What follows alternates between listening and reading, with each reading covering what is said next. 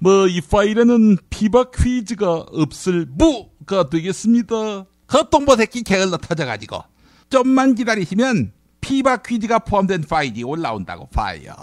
그 나머지 내용이 담긴 김용민 브리핑 들으시겠습니다.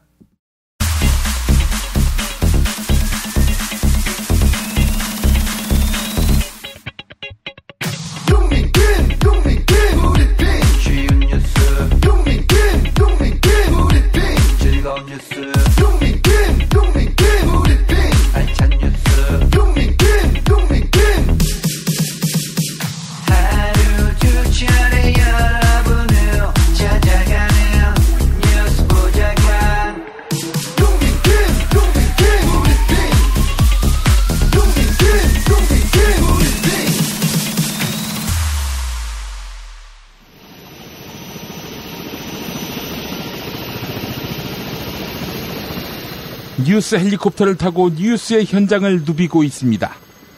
서울 서대문 문화일보 상공입니다.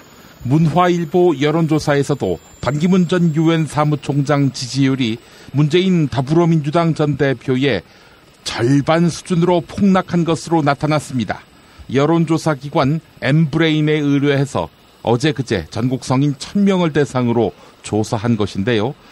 문재인 민주당 전 대표가 31.2%, 반기문 전 유엔 사무총장이 16%, 이재명 성남시장이 10.7%의 지지를 각각 얻은 것으로 나타났습니다.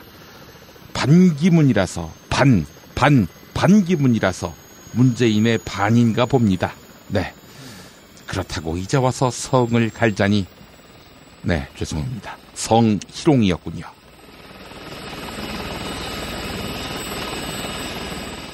서울 강남 박영수 특별검사팀 사무실 상공입니다. 수차례의 소환 통보에 불응하던 최순실 씨가 강제로 압송됐습니다. 최순실은 호송차에 내린 뒤 특검 사무실로 걸어가면서 너무 억울하다, 강제 수사를 받고 있다라면서 특검이 박근혜와의 경제 공동체임을 밝히라고 자백을 강요하고 있다. 어린애까지 다, 어린 손자까지 멸망시키겠다고 그러고 라고 고함을 질렀습니다. 이 양반 오늘 처음 특검 만난 거 아닙니까? 한 서너 번 나온 것처럼 행동하는군요.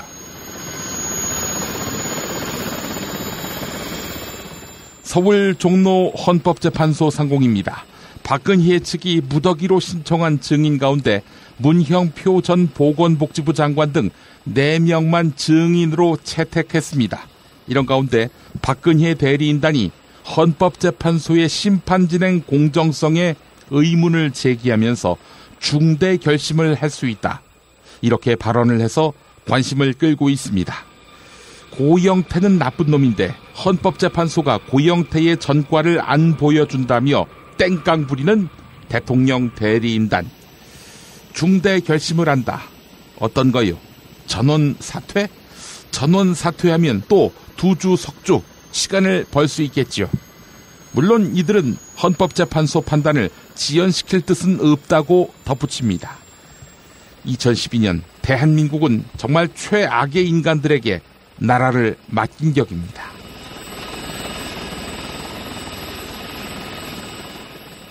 광고 듣고 뉴스는 현장이다로 이어갑니다.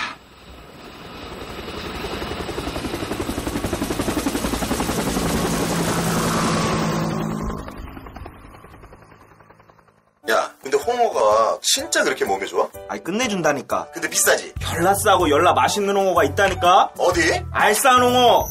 네이버 검색창에 알싸한 홍어를 검색하시고 1599-6456 전화 주문도 가능합니다. 노력한 만큼 내어주는 자연, 그 자연의 마음을 알기에 정성농장 홍삼. 검색창에서 정성농장 홍삼을 검색해주세요. 010-9754-6972. 다이어트 해야 하는데 좀 간단한 방법 없을까? 다이어트 전용 그린 스무디로 하루 한두 끼만 맛있게 바꿔 드시면 끝! 1522-6648 또는 비타샵을 검색해주세요. 허리가 아파요. 아랫배가 나와요. 골반이 바로서야 건강도 아름다움도 바로섭니다. 바디로직을 입으세요. 토크밴드의 입체적인 탄력이 틀어진 골반을 바로잡습니다. 간편하고 확실한 골반 교정 타이즈 바디로직. 조선에 딸렸어? 잘하는 쟤밖에 없는데. 남북 통일 만세!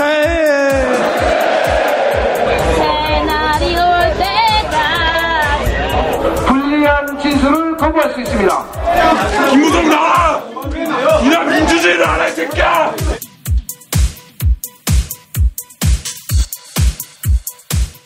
뉴스는 현장이다로 이어갑니다.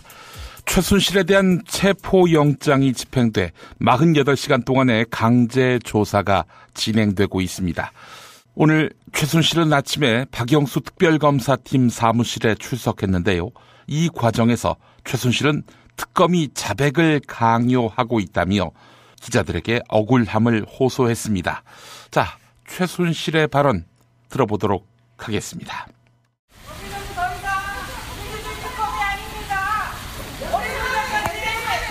최순실 씨 여전히 강압까지 멸망시키겠다 그러고 이 땅에서 죄를 지켜 살게 하겠다는 게 자유민주주의 특검이 아닙니다. 그리고 박 대통령하고 공동체의 힘을 밝히라고 자백을 강요하고 있어요. 이것은 너무 억울해요. 우리 애들까지 다 어린 손들까지 이렇게 하는 거는. 대한 압박 수사, 어린 것들까지.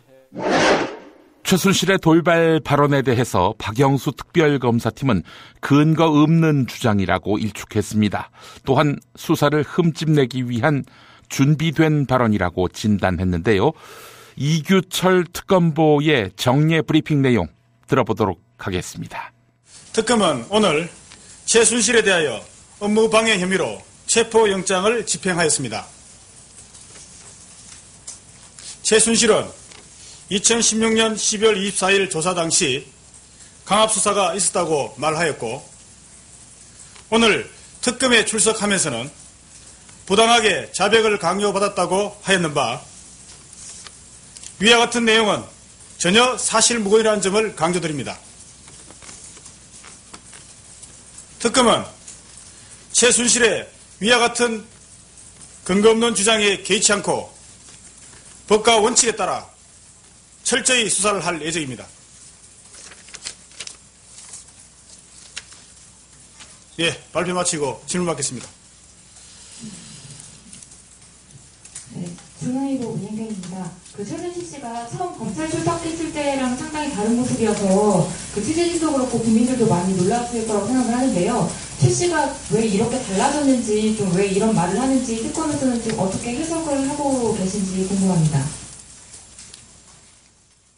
그 부분에 대해서는 최순실의 그 태도가 달라졌다는 부분에 대해서는 특별히 이 특검에서는 말씀드릴 내용은 없으나 다만 저희들이 판단하기에는 여러 가지 면에 비춰서 지금까지 그 최순실이 한 행동을 보게 되면은 근거 없는 트집을 잡아서 특검 수사에 흠을 내고자 하는 의도가 아닌가 그렇게 판단하고 있습니다. 오늘 들어오면서 말한 내용 중에서도 경제 공동체라든지 이런 개념을 말하는 거 봐서는 미리 그와 같은 진술을 준비하고 했던 것이 아닌가 그렇게 생각하고 있습니다. 문화체육관광부 간부들에 대한 찍어내기 인사가 있었다고 유진용 전 문화체육관광부 장관이 증언했습니다. 정부 비판 세력에게 불이익을 주지 않으면 인사 조치를 당했다는 건데요. 오늘 헌법재판소 대통령 탄핵심판 변론의 증인으로 나선 유진용 전 장관. 어떤 발언을 했는지 들어보도록 하겠습니다. 문체부에 찍어내기 인사 있었다고 생각하시는지 그게 최순실 씨 영향이었다고 보시는지 궁금한데요. 최순실 씨 영향인지는 모르겠고요. 그건 특검에서 조사 결과에 따라 나올 것이고 찍어내기 인사는 분명히 있었죠. 그거는 어떤 분에 대한 거였나요? 그거는 블랙리스트와 관련된 부분입니다. 그거는 계속 김기춘 실장이 부임한 이후로 계속 문화예술계에 대한 정부 비판 세력을 불이익을 주라는 지시를 했었고 거기에 응하지 않은 문체부의 간부들을 그런 식으로 인사 조치를 한 것이 분명하다고 저희는 믿고 있습니다. 그 노태강 국장 얘기가 많이 나왔는데 지난 김상률 수석은 그게 승진시키는 인사였다고 이해했다. 박근혜 대통령이 그렇게 말했다고 얘기했거든요. 그나마 김상률 수석이 저도 그 기사를 보고 이 사람이 대학 교수였기 때문에 그 말이 맥락을 이해를 못했던 것으로 그렇게 생각을 하고 있고요. 실제로 그것이 적용된 것은 문체부를 통해서 대통령의 뜻이라고 하면서 빨리 좀 나가달라는 그런 요구를 했었습니다. 그래서 나왔던 것이고. 네, 블랙리스트가 탄핵 사유가 돼야 된다고 생각하십니까? 그거는 헌재에서 판단할 문제지 제가 판단할 문제는 아니라고 생각합니다. 지금 탄핵 사유는 포함이 안 돼 있거든요. 그래서 여쭤보는 건데. 그건 헌재에서 판단하시겠죠. 과거 한나라당 의원들이 만들었던 연극 환생경제 기억하시죠? 환생경제가 환생하고 있습니다. 고 노무현 전 대통령을 욕보였던 연극. 네. CBS 라디오 김현정의 뉴스쇼에서는 표현의 자유 논란과 관련해 인터뷰가 있었습니다. 새누리당 김정재 의원이 나왔는데요. 대통령 박근혜에 대한 풍자 그림, 더러운 잠과 환생경제는 경우가 다르다. 이러면서 이중잣대를 드러냈습니다. 노영희 변호사, 손수호 변호사. 네, 이 두 분의 발언도 있었는데요. 여러분은 어느 쪽 의견이 좀 더 설득력이 있다고 보십니까? 들어보시고 판단하시죠. 풍자의 영역으로 볼 것이냐? 과한 정치의 도구로 지금 그림이 이용된 걸로 볼 것이냐? 개인적으로는 어떻게 보세요? 류 변호사님. 저는 개인적으로는 그 작가분의 취지나 표창원 의원의 의도 이런 것들을 다 이해를 하고 있지만은 그럼에도 불구하고 좀 과했던 것이 아닌가 이런 생각이 듭니다. 조금 과했다. 예. 개인적으로 얼마든지 뭐 그렇게 생각할 수 있어요. 제가 그 그림을 봤는데요. 예. 물론 뭐 풍자의 영역으로 해석할 여지도 충분히 있긴 하지만은 아무리 그래도 우리나라에서는 아직까지는 그런 것에 대해서 좀 불쾌감을 느끼시는 분들이 더 많을 것 같고. 보는 사람이 불쾌감을 느낄 수 있기 반드시 때문에. 그런 식으로만 풍자를 했어야 되는 것인가 하는 의문도 좀 있습니다. 손 변호사님은요? 저는 사실 큰 문제가 없다는 입장인데요. 어제 모 매체에서 다른 매체에서 그런 의견을 말했다가 저희 사무실로 항의 전화가 너무 많이 와가지고. 그래요? 네. 정말요? 하지만 저희 신념에 따른 것이기 때문에 뭐 다시 한번 말씀드리겠습니다. 개인 의견. 네. 저희가 일부러 지금 의견 나눈 게 아닌데 조율하고 나온 게 아닌데 딱 갈라지네요. 뭐 큰 문제가 없어 보이고요. 또 이제 그 헌법 22조에 있는 그런 예술의 자유 영역에 속한다. 그리고 또 외국의 사례가 정답은 아니겠지만 참고할 수 있는데 뭐 독일의 메르켈 총리라든지 이런 경우에는 심지어 허락도 받지 않고 상업 광고에 속옷 차림으로 등장도 했거든요. 그림으로. 메르켈 총리가 넘겼어요. 그렇습니다. 그냥 넘어갔고요. 또 실제로 더 어떤 성적으로 수치심을 느낄 수 있을 만한 그림이 잡지 표지에 등장도 했는데 사실 그게 국가의 지도자라면 정치적인 인물이라면 감수해야 되고 오히려 우선 넘길 수 있는 그런 상황이 아닌가 싶은데 정치적으로 바라보는 게 정치적인 것 같습니다. 2004년 새누리당 전신이죠. 한나라당 의원들이 환생경제라는 풍자연극 만들어서 노무현 대통령을 두고 직접 욕설도 하고 뭐 막말을 하기도 하고 조롱하고 하지 않았느냐. 표현의 자유라고 그때 이야기를 했었는데 그것과 이것은 어떻게 다르다고 보십니까? 이 질문. 네, 표현의 자유도 분명히 존중돼야 되고 신성한 가치입니다. 또 건전한 시국 비판도 당연히 허용돼야 되고요. 그런데 여야를 불문하고 또 남녀를 불문하고 그래서 개인의 인격이나 명예에 우선하지 않는다고 봅니다. 그리고 특히나 이걸 정치적으로 활용할 또 악용할 의도가 있다면은 분명히 정도가 아니라고 보고요. 근데 정치적으로 악용할 의도는 없었다고 작가가 말씀하세요. 그럼 환생경제하고 이것과는 그럼 어떻게 다른가? 그러니까 정치적으로 활용 의도 있었다 없었다는 작가가 판단하는 게 아니고요. 그 작품을 보는 사람들, 국민들이 판단하는 거 아니겠습니까? 이번 같은 경우는 지금 현재 도를 넘어섰다는 것이 전체적 의견이고 국민적 분노가 지금 일파만파 퍼지고 있는 것으로 알고 있습니다. 알겠습니다. 정의당 심상정 대표가 반기문 전 유엔 사무총장에 대한 다수의 제보를 받았다면서 대선 출마가 어려울 것이다 이렇게 밝혔습니다. 또한 황교안 대통령 권한대행 국무총리가 대통령을 꿈꾼다면 국민을 우롱하는 것이다 이렇게 지적했는데요. 가톨릭 평화방송 라디오 열린세상 오늘 김성덕입니다에 출연한 심상정 정의당 대표 발언 들어보시겠습니다. 반기문 전 유엔 사무총장이 귀국해서 이제 뭐 행보를 하면서 이제는 좀 여권 후보로 자리매김하는 분위기인데 지금 이제 그런 반기문 총장 중심의 어떤 뭐 빅텐트 제3지대 합종연행이 나오는데 이런 부분에 대해서는 어떻게 생각하십니까? 저는 우선 그 반기문 후보가 뭐 외교관으로 평생을 보내시긴 했지만은 네. 정치인으로서는 루키지 않습니까? 신인이잖아요. 네. 그래서 들어오셔서 그동안에 이렇게 행보하신 걸 보면 아직도 정치적 정체성이 좀 불분명한 게 아닌가 이런 생각이 듭니다. 그래서 이제 뭐 어떤 정당을 선택한다고 하니까 그게 뭐 최우선적으로 돼야 되지 않겠냐는 말씀드리고요. 두 번째로는 과연 이분이 완주할 수 있을까? 저한테 완주를 물어보기 전에 우리 반기문 후보한테 완주 여부를 물어보셔야 될 것 같아요. 아니 완주한다고 얘기는 하셨어요. 왜냐하면은 지금 역대 대통령들 특히 이번에 박근혜 게이트를 보면서도 친인척 측근 비리 이것 때문에 우리 국민들 몸서리를 치고 있어요. 그런데 지금 반기문 후보 같은 경우에는 수신 제가가 안 되고 있는 겁니다. 지금 제가가 시국을 하려면 수신 제가가 돼야 되는데 제가가 안 되고 있는 거예요. 각종 지금 의혹이 좀 터져나오고 있죠. 그 수많은 의혹이 양파 껍질 벗기듯이 이렇게 제기되고 있고 저희한테 지금 제보된 것만 하더라도 한 7, 8건이 됩니다. 그렇습니까? 유력한 정당에는 얼마나 많이 제보가 됐겠습니까? 그러니까 대통령 되시기 전에 이런 의혹에 대해서 확실하게 검증을 받으셔야 될 거예요. 오늘 뭐 한두 가지 좀 공개해 주실. 많은 의혹을 검증 받으시려면 이번 이 짧은 대통령 선거에 출마하시기가 어렵지 않나 저는 생각하고요. 황교안 대통령 권한대행이 지지율이 좀 오르면서 이분이 이제 뭐 대선 불출마 선언도 하지 않고 말이죠. 출마 의지를 밝히고 있는데 어떻게 보십니까? 황교안 권한대행은 무모한 꿈을 꾸지 말아야 됩니다. 왜냐하면요. 우리 국민들이 박근혜 대통령을 탄핵한 것은 대통령 개인을 탄핵한 것이 아닙니다. 사실 박근혜 정부를 탄핵한 것이고 박근혜 정부의 비정상 정책 통치 행위를 다 탄핵한 것이거든요. 그러니까 박근혜 정부에서 법무부 장관을 지내고 또 총리를 지낸 황교안 총리도 사실상 국민들에게 탄핵됐다 이렇게 보셔야 됩니다. 다만 헌법적인 어떤 절차로서 지금 불가피하게 권한대행을 하고 있지만은 우리 국민들은 황교안 권한대행의 그 정통성을 인정하지 않고 있습니다. 새누리당 쪽에서는 뭐 들어오면 받아들이겠다 이런 분위기가 좀 읽히더라고요. 아직 지금 정신 못 차린 거죠. 지금 그 황교안 총리도 그렇고 새누리당도 그렇고 다 지금 이번 박근혜 게이트의 핵심 공범들입니다.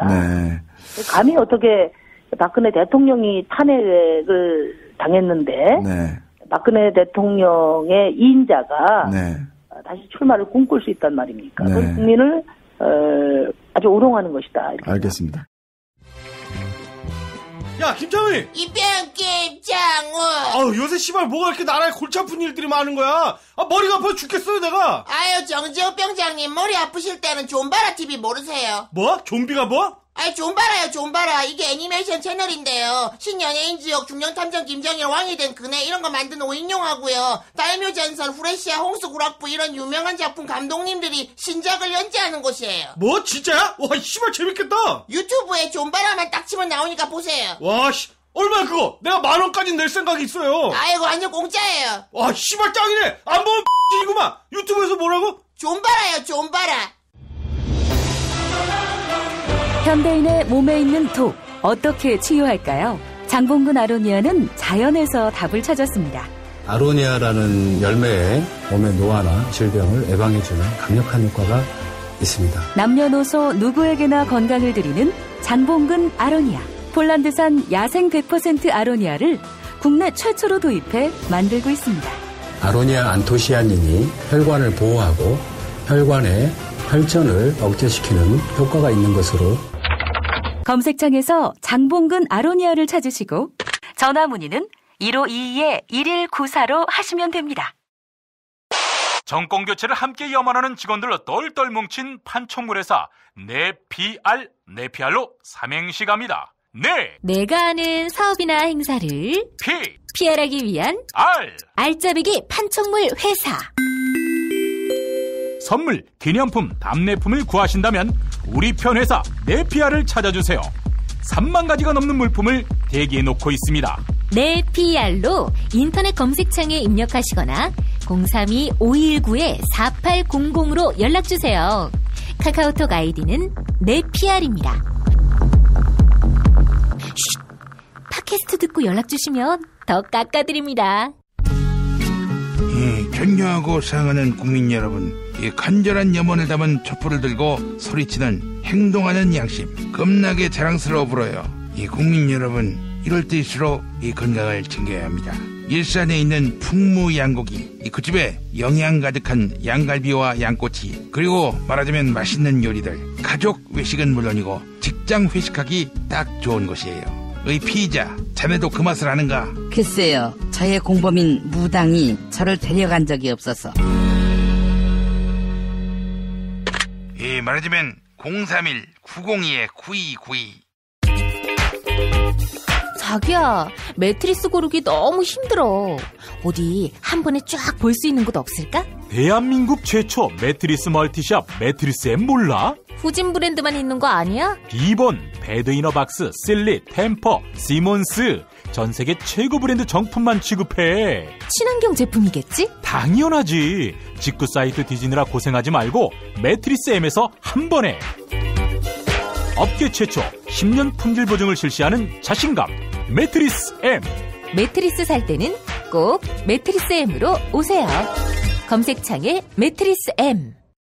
극한의 바다 러시아 베링해에서 잡은 신선한 대게. 잡자마자 내장과 뚜껑을 제거하고 급속 냉동시켜 북극의 신선함이 살아있는데요. 살이 꽉 찬 데다가 맛까지 끝내줘. 일본 바이어들이 찾고 또 찾는 이름하여 최고급 러시아 냉동 대게. 다리와 어깨 살만으로 구성돼 있어 가성비가 은하계 최고이며 각종 모임이나 선물용으로 깜짝 준비하시면 바로 스타됩니다. 네이버 카페 대게 직거래 장터에 오시면 수많은 후기가 그 품질을 증명합니다. 주문 전화번호 1644-9047 1644-9047. 박근혜 왜 저러지? 문재인, 김무성, 안철수는 또 왜 저러지? 뉴스로는 알 수 없는 진짜 정치 현장 이야기. 한겨레 정치팀 기자들이 취재 수첩을 낱낱이 공개합니다. 본격 정치관찰 팟캐스트. 언니가 보고 있다. 팟빵에서 언니를 검색하세요. 한겨레 정치바와 함께하는 정치 한 건에서. 자, 오늘은 한겨레 김보협 디지털 에디터와 만나겠습니다. 자, 김보협 기자님. 예, 안녕하세요. 예. 오랜만에 뵙습니다. 예. 자주 뵙고 싶어요. 예. 아니, 오늘 파파이스 하는 날이지 않습니까? 이제 이거 끝나고 좀 이따 가야죠. 그렇군요. 파파이스 하면은 요즘 이런 소문이 있습니다. 데이터 낭비의 표본이다. 아하. 예. 왜 그럴까요? 예. 뭐, 안 봐도 되는데, 굳이 이렇게 봐야 할 이유도 모르겠는데. 잘생긴 사람들이 좀 나오잖아요. 누가 언제 나왔죠? 글쎄요. 가끔씩 보면 잘생긴 가끔씩, 예. 그렇지. 고정 출연진 중에는 아무도 없었고, 예. 털보도 있고, 털보. 털보는 보면 좀 유쾌하잖아요. 그런가요? 예. 아니, 구시대적 인물이라는 소문도 났고, 그래서, 예. 이젠 좀. 왜 그래요? 은하계 뭐 최초 잡놈 책까지 써놓고 요새 뭐. 긴장 관계인 것 같아. 잡놈이 주류일 수는 없는 거 아니겠습니까? 그래요. 영화배우 잘 하시고. 감사합니다. 또 오늘 페이스북 보셨군요. 예, 제가 또 이제 역윤동 감독께서 캐스팅을 하셔가지고, 단역이나마 한번 나오게 됐습니다. 거기 기자는 필요 없대요? 예? 이게 말이죠. 캐릭터를 구축해야 합니다. 제가 워낙 종교 지도자의 이미지를 심어주다 보니까 이렇게 해서 컨택된 거 아니겠습니까? 그래요. 예. 우리가 이 영화계에서는 모범생은 별로 바라지 않으니까 우리 김보엽 기자님도 좀 삥도 뜯고, 뇌물도 받고. 개봉하면 꼭 보러 갈게요. 예. 알겠습니다. 자, 오늘 김보협 기자님과 함께 오늘 정치권 이슈 살펴볼 텐데, 박한철 헌법재판소장이 3월 13일까지는 끝내야 한다. 이렇게 공언을 했습니다. 오늘 가장 주목도가 높은 뉴스 아닐까요? 예. 그 9차례 지금 헌재에서 변론을 하지 않았습니까? 예. 그런데 이게 언제까지 갈 거냐. 사실 9번째 되면서 최순실은 나오냐 안 나오냐 이거 가지고 막 그렇기도 하고 같은 얘기가 반복되는 듯한 느낌도 있고 그랬거든요. 예, 예. 그런데 오늘 박한철 헌재소장이 한 칼을 떴죠. 예. 3월 13일 늦어도 3월 13일 전에는 결론을 봐야 된다. 예. 박 소장의 얘기를 좀 더 들어보면 6일 뒤에 1월 13일 날 자신의 임기가 만료된다. 이게 오늘 마지막으로 참여하는 거다. 예. 근데 한 달 보름 뒤에는 나 말고 또 한 사람이 추가로 공석이 된다. 그러면 이게 심판 결과가 나오더라도 예. 심하게 왜곡이 된다. 그러므로 3월 13일 이전에 탄핵에 대한 결과가 나와야 되겠다. 예. 이런 말씀을 하신 거죠. 예.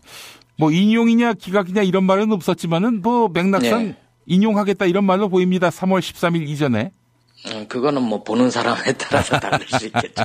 근데 예. 이제 오늘 그 얘기를 하니까 예. 재밌는 장면이 예. 대통령 쪽 변호인들이 발끈한 거죠.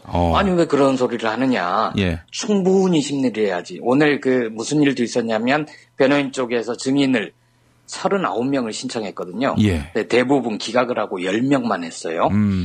게다가 헌재소장이 이런 얘기를 하니까 어떤 논지를 펼쳤냐면 그런 얘기는 지금 국회 쪽 소추위원 쪽 입장과 동일한 거 아니냐. 물밑 협상이 있었다고 보지는 않으나 이 재판의 공정성에 문제가 있다. 그 얘기를 한 거예요. 그러니까 이제 헌재소장이 더 화가 난 거죠. 아니 그 소리는 무슨 소리냐. 대단히 무례한 소리다. 예. 지금까지도 공정하게 해왔고 앞으로도 공정하게 할 거다. 단 현재 재판관들이 9명인데 예. 그중에 2명이 자리를 비운 상태에서 재판을 하게 되면 예. 그 결과에 대한 또 왜곡의 논란도 있지 않느냐.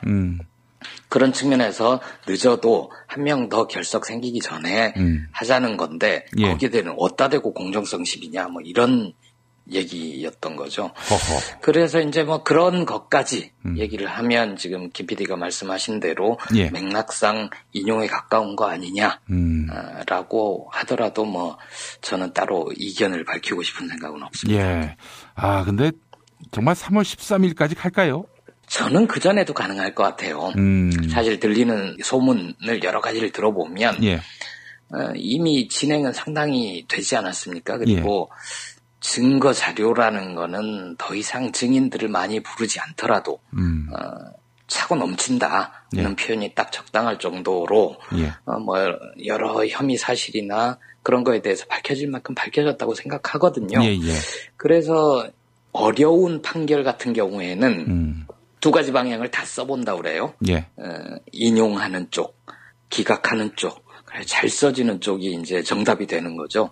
근데 이번 거 같은 경우엔 그렇지 않고서라도 이미 판결문을 좀 집필을 하기 시작했다. 원래는 증인 신문을 다 하고 들어보고 나서 2주간 협의를 하면서 예. 집필에 들어가고 그러지 않습니까? 예. 근데 이미 판결문을 쓰기 시작했다라는 얘기도 들려요. 진짜요? 예, 오호. 근데 그거는 좀 위험한 거죠. 이런 얘기를 이 방송을 혹시 대통령 쪽 변호인들도 들으려나요? 예. 그쪽에서 들으면 다시 또 공정성 얘기를 하겠죠? 아니 뭐 그자들도 이미 짐작하고 있는 거 아닙니까? 불공정성 얘기 나오는 거 보고 또 시한을 또 이렇게 못 박다시피 했는데 자기들도 그 양반들은 감이 있겠죠. 이 사람 저 사람 증인으로 다 불러서 2018년 한 2월까지 이 판결을 끌어보고 싶을 것 같아요. 네, 그렇게는 안 되죠. 뭐 왜 39명만 부릅니까? 뭐 아예 저부터 다 부르죠. 뭐 MB부터 불러가지고. 100명 정도 부르죠. 100명. 예, 그래요. 그러면 우리 김보협 디지털 에디터께서는 뭐 한번 내기 좀 거시죠. 언제쯤 저 한번 틀렸잖아요. 언제로 했었다. 지난번에 한번 땜빵 나왔을 때 예. 저는 1월을 넘기고 싶지 않다라고 얘기를 했었죠. 예. 근데 이제 이 대통령 쪽 변호인들의 몰지각한 것 때문에 많이 늦춰져서 지금 2월로 넘어가게 된 거에 대해서 몹시 속상하고 있죠. 근데 그 운명을 거스른 거 아니겠습니까? 그 사람들이 원래는 1월이었는데. 예? 그런 거죠. 원래는 1월이었죠. 예. 네. 그래요. 이 그레고리력에 의해서 1월이라고 하면 안 될까요? 그레고리. 아무거나 아무튼 갖다 붙여. 음력 1월이었나 보다. 예. 그랬나 보네요. 예. 예. 그래도 뭐 어렵게 됐습니다. 예, 여하간. 어쨌든 헌재 소장을 포함해서 재판관들 대부분이 이 변호인들의 지연 전술에 문제가 있고 이거를 차단하고 헌법 재판관들이 많은 상태. 한 명이야 이미 뭐 박한철 소장이 어쩔 수 없다 치더라도 더 이상 결혼이 생기기 전에 결론을 보자라고 공감대가 형성됐기 때문에 오늘 박한철 소장이 저렇게 얘기하지 않았겠습니까? 그 점에 대해서는 좀 다행스럽게 생각합니다. 예. 오늘 준비된 아이템에는 들어가 있지 않습니다만은 방금 들어온 사진 보니까 새누리당 여성의원협의회에서 기자회견을 했는데 더러운 자매, 그러니까 이제 작품 이름이 더러운 자매 아닙니까? 표창원 네 마누라도 벗겨주마. 이런 플래카드를 들고 나왔네요. 여성 의원들이요? 예. 일베인가요? 아니, 이 새누리당 여성의원협의회. 새누리당 여성의원협의회면 국회의원들이란 말이에요? 글쎄, 그런 모양이죠. 국회의원들이 그런 정도의 양식이 없을까요? 저는 이제 그 박사모 혹은 엄마 부대, 혹은 일베 이런 데서는 그 사람들 수준이 그러니까 그럴 수 있을 거라고 생각하는데 적어도 여성 국회의원들이 네 마누라를 벗겨주마. 저는 그렇게까지 문제가 심각하다고 생각하지는 않아요. 심각하네요 보니까. 그래요. 네 마누라도 벗겨주마. 야, 진짜. 이게 막 가도 이렇게 막 갈 수가 있습니까? 새누리당이 지금 막 간 정도 아니라 맞도 간 상태이기 때문에 극한을 알 수 없습니다만. 그러고 있을 수 있죠. 의도적으로. 예, 마구 부풀리려면, 자기 몸에도 오물이 묻어야 되잖아요. 예. 그러니까 이렇게 맞짱 뜰 때 내 머리에 병부터 딱 깨고 상대 겁나게 하잖아요. 예. 그럼 자기 몸에 피도 튈 수 있고 오물도 튈 수 있고 그런데 전 그런 것 같아요. 진짜 새누리당 그 여성 국회의원들이 의원 협의회에서 그러고 나왔다면 찬스다. 우리가 비록 욕먹고 그렇더라도 이 표창원 건 더러운 잠 건 이거 가지고 어떻게든 문제를 키워가지고 다른 뉴스들을 죽이고 헌재에서 이 불리한 국면도 좀 뒤집어보고 즉 이념 전쟁을 일으켜가지고 우리 쪽 과거 보수라고 했던 사람들의 지지라도 좀 끌어모아 보자. 이런 것 같아요. 어떻게 잘 될까요? 잘 안 되죠.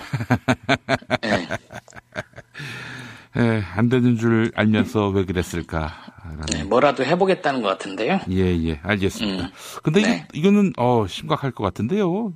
표창원 네 마누라를 벗겨주마. 저는 어제 그거 보고 좀 충격이었어요. 그 두 분 사진을 합성한 이상한 그림들 페이스북에 막 올리고 그다음에 표 의원도 그 말씀을 하셨던데 내가 책임을 지겠다 뭐든 근데 적어도 미성년자인 우리 아이들은 이 문제랑 상관없지 않냐 이런 표현들이 있더라고요. 입장 발표문에 보면 보니까 정유라를 중졸로 만들었듯이 네 딸도 중졸로 만들어주마 이러면서 표창원 의원의 자제분까지 공격 대상으로 삼고 그런 것까지 있나 보더라고요. 전 좀 안 그랬으면 좋겠어요. 너무 격이 떨어지잖아요. 이건 점잖게 대응해도 되는데 말이죠. 하태경. 그리고 저는 그거는 범죄 행위라고 생각해요. 그러니까 어느 순간을 넘어가면 정치적인 공격의 수위를 넘어가면 그 점에 대해서는 엄격하게 미성년자에 대한 공격 행위 혹은 네 부인을 벗겨주마 이런 거는 정치적인 공세 의 범위를 뛰어넘었다고 생각해요. 범죄 행위로 엄단해야 된다고 생각합니다. 알겠습니다. 자, 반기문 전 유엔 사무총장이 관훈 토론회에 나왔군요. 오늘 관훈 토론회에 나왔고요. 관훈 토론회는 비교적 기자들이 좀 매섭고 까다로운 질문을 던지거든요. 중견 기자들 모임이지 않습니까? 그래서 사람들이 궁금해할 만한 것들을 이렇게 저렇게 다 물어봤어요. 근데 눈에 띄는 대목이 몇 가지 있었는데 사실 저희는 오늘 검증팀을 한번 굴릴 생각이었거든요. 예를 들면 반기문 전 총장이 어떤 얘기를 했는데 사실관계가 좀 까리하다든가 아니 저건 거짓말인 것 같아. 그러면 확 몇 명이서 달라붙어가지고 반기문 전 총장 이렇게 얘기했는데 이거 거짓. 뭐 이렇게 판관 포청천 이런 것처럼 좀 거짓말 탐지기를 돌려보려고 그랬는데 그럴 만한 거리도 나오지 않았어요. 유일하게 한번 해볼까 했던 대목이 작년 12월에 처음 대선 출마 결심했다. 예. 최순실 사건, 최순실 사태를 보고 결심했다. 요 얘기 하나 좀 눈에 띄었고요. 예. 또 하나는 나 영어 잘한다. 네, 통역 없이 세계 지도자들과 자유롭게 얘기할 수 있는 사람이 얼마나 되냐. 그렇게 얘기를 하면 얼마나 모든 문제가 순조롭게 잘 풀리겠냐. 나다 그게. 이렇게 자기 자랑 좀 했었고요. 개헌과 관련해서 현실성 여부를 떠나서 대선 전에 개헌을 해야 된다. 이런 대목도 좀 눈에 띄었고 역시 문재인 후보를 공격하고 나선 점 이렇게 한 4가지 대목 정도가 눈에 띄었는데요. 예. 만약에 헌재 소장의 얘기가 없었으면 반기문 얘기가 톱으로 좀 갈만했죠. 그런데 아무래도 헌재 소장 뉴스가 훨씬 더 커서 반기문 이 토론회는 조금 더 묻히는 분위기네요. 예. 저 얘기는 안 물어봤던가요? 조카 또 동생들 비리 의혹. 오늘 얘기에 조카 얘기는 없었고요. 한겨레가 그 얘기는 오늘치 했었잖아요. 재산 문제. 5억 정도 축소 신고한 거 아니냐. 그렇죠. 그 부분에 대해서는 왜 그렇게 됐는지 모르겠다. 자기가 퇴임하고 금방 부임을 했는데 비서진이 어떤 실수를 했나 보다. 알아보겠다. 그리고 혹시나 다음에 재산 등록할 일이 있을 때는 투명하고 엄정하게 하겠다. 이런 얘기를 했죠. 아니 고의로 그 누락한 건 아니었나요? 고의 누락이라고 보기에는 조금 애매한 부분이 있어요. 예를 들어서 축소 신고를 해가지고 반 전 총장이 재산상의 이득을 취할 수 있거나 이런 거면은 세금 조금 내려고 고의로 축소 신고했구나 라고 의심할 수 있을 텐데 이 건은 그거와는 좀 다르잖아요. 오히려 반기문 전 총장이 처음에 외교장관 될 때는 재산 신고하는 게 없었거든요. 퇴임할 때 생겨서 부주의하게 했거나 몇 년 전에 공시지가대로 그냥 대충 써버렸다거나 혹은 자기 재산이 너무 많아 보이면 좀 이상할까봐 좀 적게 내렸을 수는 있겠죠. 자, 지금 현재 박근혜 대통령 탄핵소추까지 되게 된 과정을 보면 이게 작년 9월에 한겨레 첫 보도로 최순실 이름을 꺼내고 이후에 JTBC가 태블릿 PC 보도로 하면서 쭉 모든 언론들이 달라붙으면서 끌어온 거 아닙니까? 그렇죠. 그러니까 이게 늦어도 한 10월부터 불거진 문제란 말이에요. 근데 반기문 전 총장은 작년 12월에 다른 것도 아니고 최순실 사태를 보고해요. 우리 대부분의 언론들이 박근혜 게이트 혹은 박근혜 최순실 게이트, 물론 처음에는 최순실 국정농단으로 갔었지만 지금은 이게 최순실 책임만이라고 생각하는 사람이 아무도 없거든요. 그렇죠. 박근혜의 책임이죠. 박근혜 대통령의 책임인데 반기문 전 총장은 오늘 방송 토론 내내 최순실 사태라는 표현을 쓰더라고요.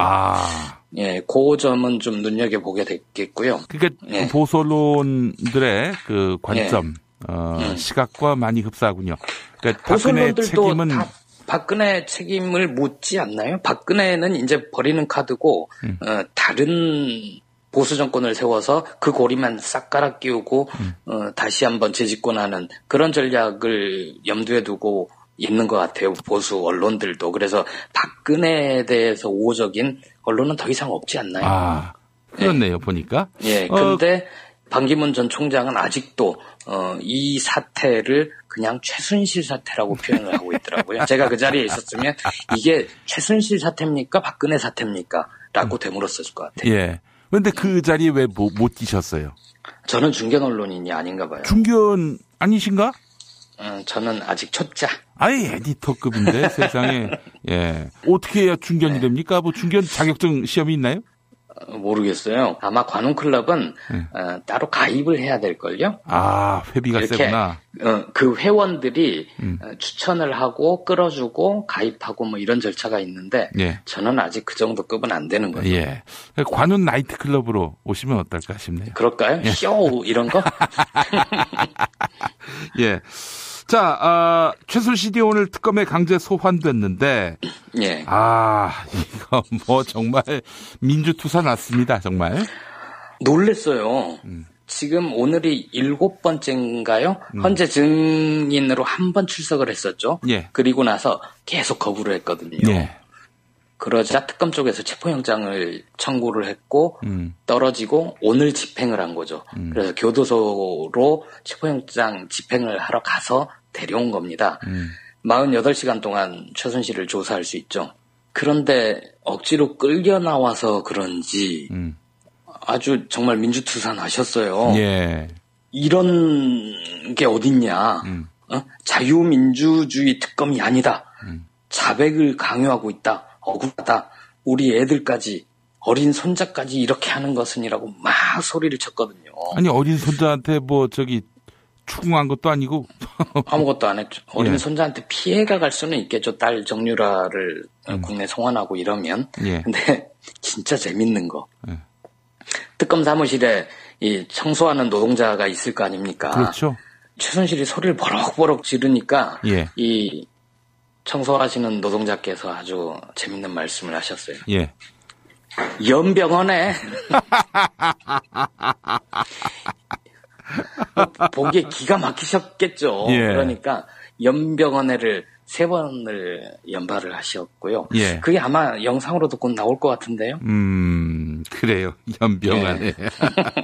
연병하는 거 맞죠? 어떻게 예. 그렇게 상황을 정확한 표현을 쓰셔가지고 놀랍습니다. 예. 연병하네로 뭐 다 요약이 되네요. 보니까. 네. 오늘 최순실은 연병을 하셨고요. 예. 예. 아니, 근데 최순실의 지금 심리는 어떻게 보세요? 저는 사실 그 최순실이 그 카메라 앞에 서는 거는 뭐 예. 기자들이나 이런 언론인들에게 뭐 취재거리를 주기 위한 목적보다는 예. 박근혜한테 보내는 신호라고 보거든요. 째려보는 것도 박근혜를 째려보는 건가요? 예, 사실은 그래서 전에 이런 음모도 있었잖아요. 네. 곰탕을 먹고 비웠다. 근데 그 근처에서 곰탕을 배달 간 곳이 없었다고 하는데 곰탕 이야기가 릴리스를 탄 거 보면은 박근혜 보고 뭐 플랜 A, B, C 중에 뭐 예를 들어서 곰탕이면 A, 설렁탕이면 B, 뭐 그것도 뭐가 있습니까? 비빔밥이면 C, 뭐 이렇게 뭔가 지령을 내린 게 아니겠는가 이런 관측도 있었고요.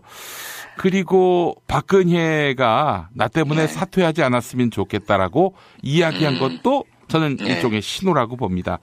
자, 그런 의미에서 보면은 오늘 뭐 민주투사가 뭐 그야말로 강림하신 연병을 떤 이 사건은 지금 상황이 급박하다.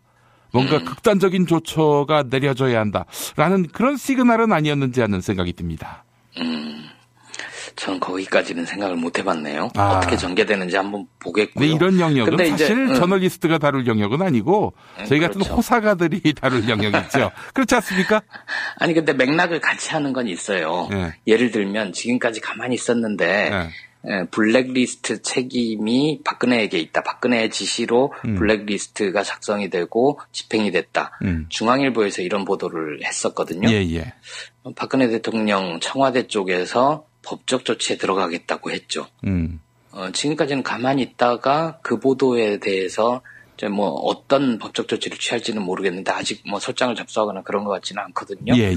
근데 지금까지는 좀 피해자 코스프레도 하기도 하고 가끔 그 기자들 불러 모아서 엉뚱한 소리를 하기는 했지만 은연자중이라고 할까요? 뭔가 좀 숙이는 모드였는데 중앙일보 보도에 대해서 블랙리스트 보도에 대해서 법적 조치 운운하는 걸 보면 슬슬 이제 고개를 바짝 들고 도끼를 품고 이렇게 뱀이 고개를 드는 것처럼 예. 그런 거 아닌가 하는 느낌은 있죠. 느낌적인 느낌. 거기에 이제 최순실의 연병 이게 이제 호응하는 거 아닌가.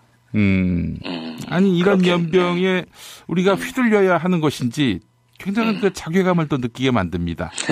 너 따위가 뭔데? 라면서요. 근데 그거는 있는 것 같아요. 최순실의 저 자신감은 어디서 나오는가.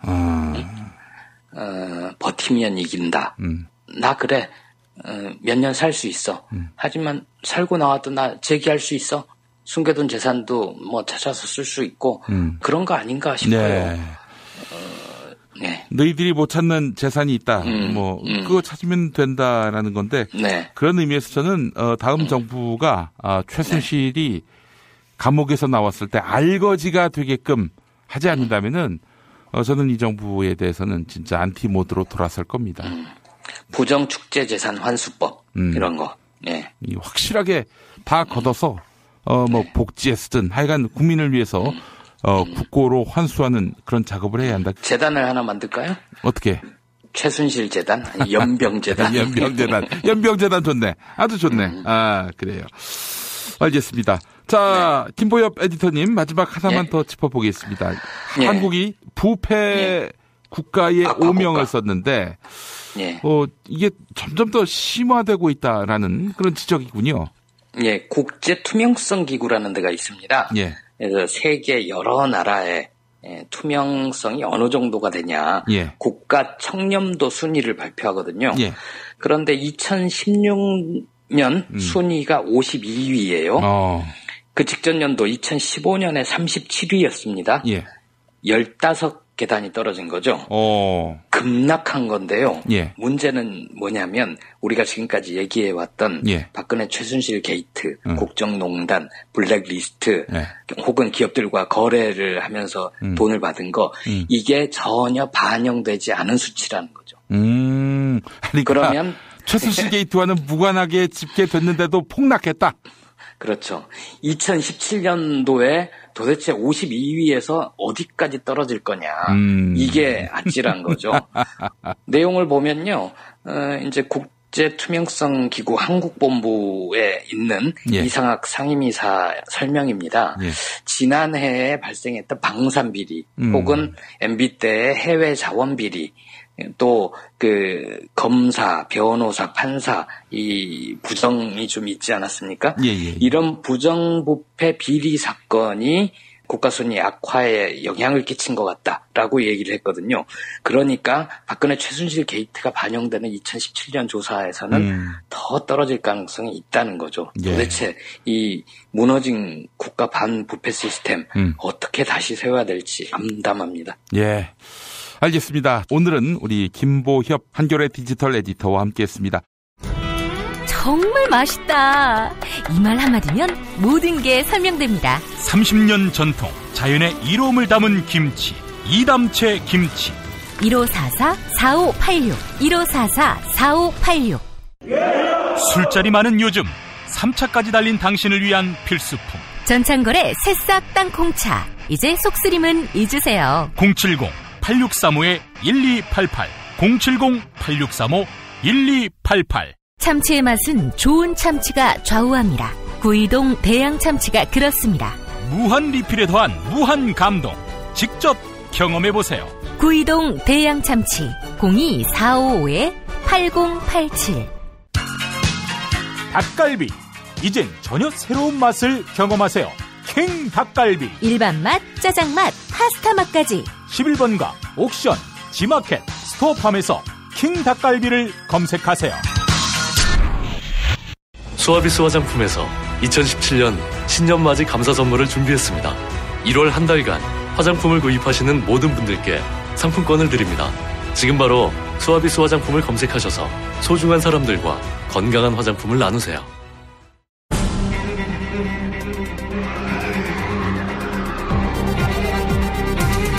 본격 정치 논평. 자, 수요일의 남자 참여연대 안진걸 사무처장 초대했습니다. 안 처장님. 네, 안녕하십니까. 예, 안 처장님. 저는 지난 주말에 역시 광장에 나갔습니다. 영하 8도. 예. 정말 제가 이 피하 지방이 많은데도 불구하고 정말 못 견딜 정도로 추웠지만은 예. 우리 함께한 40만의 시민들과 이렇게 따뜻한 온기를 나누면서 끝까지 참여했습니다. 우리나라의 마지막 공연까지. 예, 좋았습니다. 1월 14일 날이 영하 15도 가까이. 네. 그리고 지난주 1월 21일이 영하 10도 가까이 추웠잖아요. 예. 그래서 그렇게 13만 명, 또 전국적으로 40만 명이 모이면 날 따뜻한 때로 하면 50만에서 100만 명 정도의 모인 열기라고 보셔야 됩니다. 그러니까 13주 연속 얼마나 피곤하세요. 저만 해도 정말 피곤함이 느껴지는데 준비하고 오히려 그 강철 체력이라고 했던 저까지도 이렇게 힘이 드는데 국민들께서도 육체적으로 피곤하고 날도 너무 추운데 그래도 몇십만이면 이미 뭐 세계적으로 너무나 대단한 걸 보여주셨지만 지금도 그 대단한 열기가 그대로 계속되고 있다. 일전에 그 민주노총 대변인 지낸 정호희 문자당 대표 말씀으로는 한 10만 명 모이는 집회는 한 1년 준비해야 한다고 하더라고요. 예. 그렇습니다. 실제로 그 2015년 11월 14일 민중대회 백남기 어르신 안타깝게 물대포로 희생되고 또 한상균 민주노총 위원장님 징역 5년이나 부당하게 선고받아서 감옥에 갇히는 계기가 됐던 그 집회 때 전국적으로 13만에서 20만 명 정도가 모인 거로 추정되고 있거든요. 바로 그 집회를 위해서 1년 넘게 준비하셨어요. 민주노총 또 우리 전국 농민의 총연맹 등 우리나라를 대표하는 민중 기층 단체들께서 그러니까 10만 명이라는 숫자는 매우 상징적이면서도 한편으로는 준비해본 사람도 아는데 모이는 것 자체가 아주 어렵습니다. 그러니까 한국은 집회하다 보면 탄압도 받고 또 자기 돈도 써야 되잖아요. 그렇죠. 경제적으로도 시간이 많이 걸리고 피곤하기도 하고 그러니까 그 10만 명이라는 숫자가 가지는 의미는 매우 엄중한데 우리는 지금 100만 명 안팎 중심으로 지금 13번까지 한 거거든요. 그 엄청나게 추운 날 영하 15도 안팎의 날씨에도 체감온도 13만이 전국적으로 모였습니다. 그러니까 그건 정말 대단한 거다. 그러니까 찬사에 찬사를 드릴 수밖에 없습니다. 근데 그걸 무시하고 끝까지 버티고 반격을 꾀하고 공작을 하고 조작을 하는 박근혜 세력이 너무너무 미운고 나쁜 사람들인 거죠. 우리가 정말 방심하지 말아야겠다고 생각이 들었고요.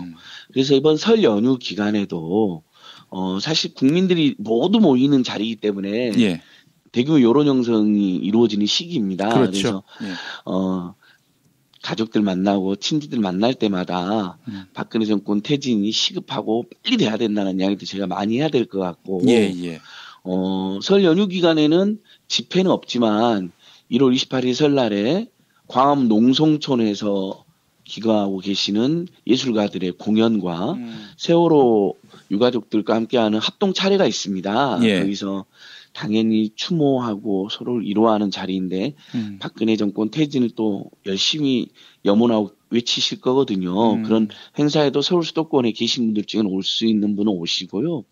무엇보다도 2월 4일이 굉장히 중요해졌습니다. 매번 토요일이 중요하다고 말씀드리는 저도 참 입장이 난처할 때도 있고 민망할 때도 있지만 어찌하겠습니까? 대한민국 정말 근본적으로 바로 세우는 이 대규모 운동의 역사에 함께 해주셔야 될 것 같습니다. 2월 4일이 왜냐하면 설 연휴 기간에 국민들의 여론이 확 이제 돌잖아요.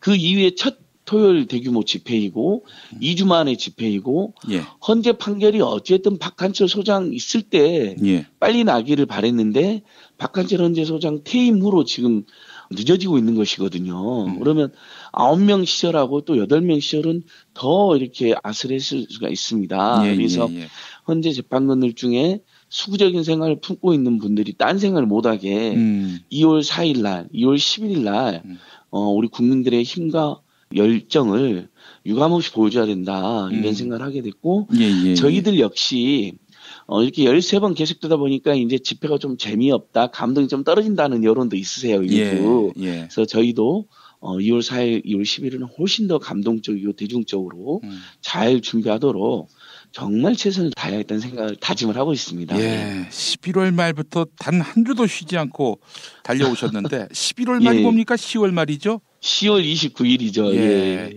가을 겨울을 거쳐서 쉬지 않고 우리 시민사회단체가 애를 썼는데 한 주는 이렇게 또 쉬는 것이 뭐 앞으로의 집회를 위해서도 좋은 거니까 우리 시민들이 우리 집회 준비해 주시는 분들 함께 하는 동지들 아닙니까? 이 동지들을 맞습니다. 좀 위해 주시는 마음 가지셨으면 좋겠고 그리고 고향에 가서 촛불을 드는 거죠. 한마디로 얘기해서. 그럼요. 이제 집집마다 동네마다 그러니까 압도적인 국민 여론은 이미 다 확인됐고 이미 우리 국민들이 이기고 있는데 범박근혜 세력이 마지막으로 거짓과 공작을 일삼고 있는 것이거든요. 그러니까 그것들이 얼마나 거짓이고 기만인지 박근혜가 버티면 버틸수록 우리 국민들만 피곤하고 우리 나라만 어려워지고 있다는 것을 잘 이야기하셔서 혹시라도 엉뚱한 정보를 접하고 있는 분들을 잘 설득해주고 오시고요. 2월 4일 날 다 같이 모여보자 한 번 더 이렇게 좀 분위기를 곳곳에 서로 잡아주시면 좋을 것 같습니다. 맞습니다. 전폭적으로 공감하고요.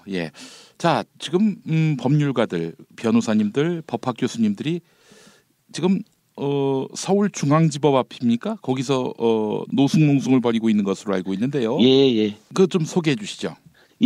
그 교도역에서 이렇게 나와서 조금만 올라가면 법원 검찰 삼거리라고 하는 유명한 거리가 있는데요. 왼쪽으로 하면 검찰이, 오른쪽으로 하면 법원인데 거기에 딱 가운데 농성하기 좋은 인도가 있습니다. 그래서 1월 20일부터 이재용의 구속영장 기각에 항의하는 법률가들의 시국 농성이 지금 계속되고 있습니다. 그리고 지난주 금요일부터는 그 법원 검찰 삼거리 앞에서 촛불 집회도 이렇게 계속 진행하고 있습니다. 토요일 날 저희가 13차 본국민 행동을 광화문 일대에서 한 날도 그 끝나고 9시 10시에 시민들 모여서 거기서 또 촛불 집회도 하셨어요. 일요일 날도 있습니다. 이 추운 날 새벽에는 체감온도 15도 20도까지 떨어지는 것 같은데 바람을 맞으면 그래서 법률가도 수백여 명이 지금 돌아가면서 하고 계시거든요. 정말 대단하고 우리 민변 그리고 태진행동 법률팀에 속해 있는 변호사님들 중심으로 또 뜻 있는 법학 교수님들, 조국 교수님 많이들 아시잖아요. 조국 교수님까지 함께 하고 있고 오늘 또 촛불 집회가 있었습니다. 그리고 그래서 그 농성에 계속 많은 시민들이 응원을 보내주고 계셔서 저희들이 큰 힘이 되고 있고 법률가들이 직접 나서니까 이재용 구속영장의 기각이 얼마나 황당한 일이었던가. 어떻게 말하면 국민들이 그렇게 분노하고 이렇게까지 붕괴할지 아마 법원의 일부 삼성 장학생들도 몰랐을 거예요. 이재용 세력도 깜짝 놀랐을 것입니다. 우리 국민들의 분노에 대해서. 대충 넘어가지 했는데 그게 아니잖아요. 무슨 경제가 어려워지고 삼성이 어려워지면 안 된다 뭐 이런 논리로 전파를 안 속거든요. 아무도. 심지어 외신은 이재용이 구속되고 그런 일이 있어야지 한국 경제가 산다는 보도까지 나오니까. 글쎄 말입니다. 그래서 그게 바로 이제 김기춘, 조윤선에 대한 구속영장이 발부되는 힘으로도 연결된 것이거든요. 국민들이 지금 사법부를 면밀히 감시하고 대응하고 있구나라는 느낌 확 들인 겁니다. 그래서 저희가 지금 뭐 고비마다 이렇게 저희가 원하는 대로 되는 게 있고 안 되는 경우도 일부 있지만 그때 너무 실망 안 하셔도 될 것 같아요. 오히려 그 실망을 분노와 그 열망으로 표현하면서 바로 잡아나가는 그러니까 검찰 개혁이 필요하다는 여론, 재벌 개혁이 필요하다는 여론에서 사법부 개혁이 필요하다는 여론까지 지금 형성이 되는 거거든요. 이게 다 한국 사회에는 엄청난 약이 됩니다. 그런 면에서 법률가들 농성이 크게 기여를 했다. 우리가 그걸 주도적으로 진행한 권영국 변호사님, 이재하 변호사님, 조국 교수님 이런 분들 반드시 잘 기억했으면 좋겠다는 말씀을 드리고 싶습니다. 알겠습니다. 노숙농성 우리가 주목해야 하고요. 그리고 재벌 구속 특위가 구성된 모양이죠. 우리 시민사회단체 내에. 그 태진행동 산하에 재벌 구속 특위를 저희들이 일찌감치 사실 만들었습니다. 그래서 티가 나든 안 나든 정말 그 재벌들이 뇌물을 주고 국민들을 힘들게 하는 재벌들만 특혜를 받는 정책을 사는 그런 행태에 대해서 계속 고발하고 어저께도 그 화요일 날도 제2롯데월드 매장 안에 들어가서 이재용만 문제냐. 사실 지금 제일 문제가 되고 있는 사람이 이재용, 신동빈, 최태원, 정몽구 등이거든요. 뇌물도 많이 줬고 구체적으로 노동계약을 사고 사면을 사고 이런 정황이 밝혀지고 있잖아요. 예. 심지어는 신동빈 70억 줬다가 돌려줬잖아요. 그건 뇌물 준다가 돌려준 건데 그건 명백한 범죄거든요. 그렇죠. 그리고 예. 구속영장 기각된 것도 석연치 않잖아요. 하필이면 이재용 구속영장 기각한 그 판사가 신동빈 구속영장도 기각했거든요. 예. 그러면 그 커넥션을 의심해보지 않을 수가 없습니다. 그래서 신동민도 구속돼야 된다. 근데 또 롯데가 사드 부지를 제공하겠다고 나서고 있잖아요. 그러니까 딱 봐도 이건 정말 정권한테 아부하고 뇌물 주는 게 보이지 않습니까? 그럼 갑자기 떨어진 면세점을 또 추진한다고 하질 않나. 예. 이 모든 게 뇌물이고 불법의 과정인 것 같습니다. 예. 그래서 제 롯데월드 안에 가서 중소상공인들과 우리 노동자 시민들이 신동민 구속해라. 동네 상권, 롯데가 또 그렇게 동네 상권 파괴를 많이 하거든요, 전국적으로. 그 부분까지 같이 외치고 왔습니다. 그래서 재벌 구속 특별위원회가 활발하게 활동을 하고 있다는 점 네. 말씀드려 봅니다. 예. 용산 주민들이 앞장에선 예. 도박장 반대 운동 여기 우리 저 안진걸 간사님도 예. 가세하셨다고 말씀하셨는데. 아, 그럼요. 열심히 하고 있습니다. 지금도 노숙 농성이 예, 이어진 모양이죠. 그러니까요. 우리 법률가들 농성은 뭐 1월 20일부터 지금 일주일 가까이 진행했지만 우리 용산 주민들의 이것도 사실 박근혜 최순실의 적폐입니다. 그러니까 마사회가 박근혜 최순실 세력에게 온갖 특혜를 주고 또 박근혜 측근 중에 가장 측근으로 뽑히는 현명관 전 마사회장이 주도해서 도심 한복판에 주택가에 학교 앞에 전국 최대 규모 화상 도박장을 영업을 강행한 거거든요. 예, 예. 모두가 반대했는데 강행했습니다. 박근혜 세력다운 짓거리죠. 그래서 지금 만 3년째 지난주 일요일 날 만 3년 농성 돌입한 지 만 3년이어가지고요. 저도 가서 한 3시간 함께 농성하고 집회하고 왔고 설 차례도 함께 지냈습니다. 그래서 박근혜 퇴진과 박근혜 적폐로서의 학교 앞 도박장 폐쇄를 함께 염원했습니다. 우리 용산 주민들이 정말 대단하신 게 그 매주 토요일 일요일 그 화상 도박장이 문을 여는 날마다 많게는 수백 명, 적게는 수십 명씩 농성, 미사, 집회, 1인시 하시고 토요일 날 그 이후에 항상 우리 범국민 행동에도 몇십 명, 몇백 명씩 나와서 집회를 같이 하십니다. 그래서 그런 용산 주민들의 투혼을 꼭 말씀드리고 싶었고요.